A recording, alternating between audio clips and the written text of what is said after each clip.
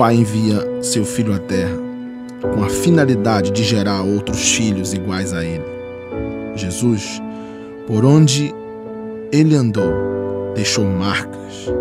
Quando esteve entre nós, manifestou na terra as obras que são próprias da realidade do céu.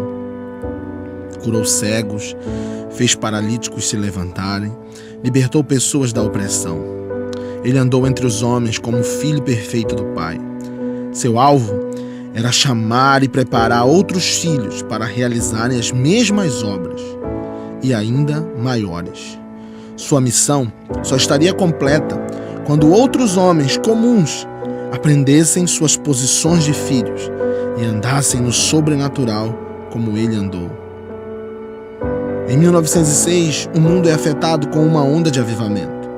Uma nítida visitação do sobrenatural invade um lugar simples, com pessoas comuns, mas onde havia fome pela presença de Deus. William Seymour, após receber uma oração e caminhar com Charles Spurgeon, começa a ser incendiado por um mover do Espírito Santo em sua vida. Seymour começa a experimentar e trazer um reavivamento dos dons de línguas e orações de milagres. Milhares de pessoas começam a passar pela conhecida Rua Azusa. Aquele movimento que iniciou com a fome de um único homem é responsável por uma revolução. A partir destes encontros naquela rua, nasce o movimento pentecostal, que hoje já é responsável por milhares de pessoas e de igrejas espalhadas pelo mundo. Em 1923, Estados Unidos, Los Angeles, uma mulher, após frequentar cultos cheios da presença de Deus, é profundamente afetada e sua vida, após aquelas reuniões, nunca mais seria a mesma. Sua fome por essa presença lhe desperta para responder ao chamado em uma época onde não era nem um pouco comum encontrar mulheres em posições de liderança. Aimee Semple McPherson realiza em seus dias uma obra inimaginável. Coisas sobrenaturais aconteciam em suas reuniões, curas, milagres, sinais que marcaram aquela época. Naqueles dias, ela tem a visão de edificar um templo para milhares de lugares, que era uma obra gigantesca. Grandes ministérios vão ser influenciados a partir dali. Após receber uma visão de Deus, surge a Igreja do Evangelho Quadrangular, que hoje está em mais de 130 países e possui mais de 100 mil pastores no mundo. E só no Brasil já é a maior denominação em unidade, com mais de 60 anos de história nesta nação. E já conta com mais de 15 mil templos e milhares de membros espalhados. Em 1973, um homem vem ao estado do Pará, com a intenção de passar apenas alguns dias em uma campanha evangelística. Ao andar pela cidade, sente o Espírito Santo lhe incomodar. Ele pede alguns sinais em relação a começar uma obra em Belém. Deus então lhe responde.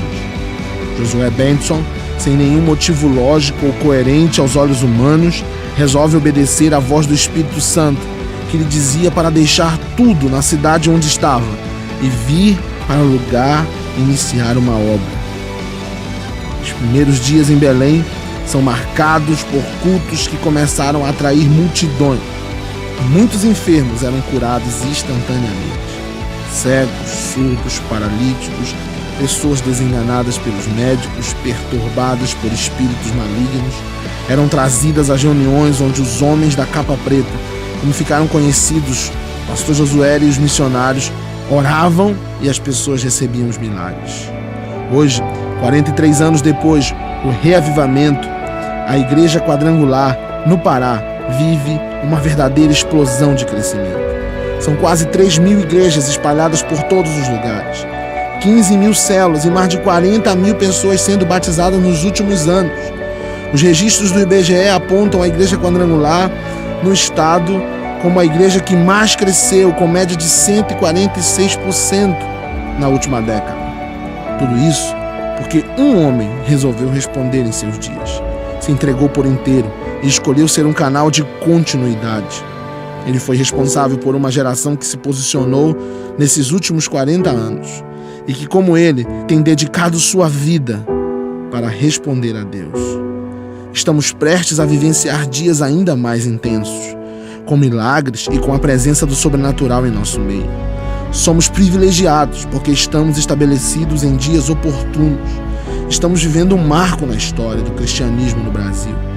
Deus está chamando uma geração para se entregar, para gastar a sua única oportunidade de viver, para gastar os seus anos com a expectativa de trazer um reavivamento para a nação. Não precisamos de algo novo simplesmente. Não precisamos criar ou inovar. Temos apenas que estar dispostos a dar continuidade ao que Deus já havia estabelecido, a algo que Ele já havia iniciado. Um fogo de curas e milagres que já ocorreram e continuam ocorrendo em todos os lugares e estão à nossa disposição. Como filhos, precisamos nos posicionar. O chamado que ouvimos para esses dias é para uma geração que está disposta a reativar o sobrenatural.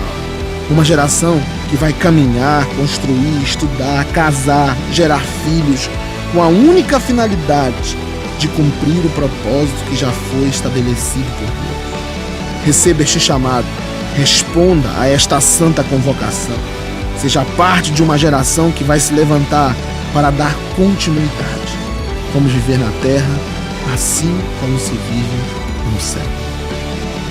21 dias reativando o sobrenatural. Nada nos será impossível.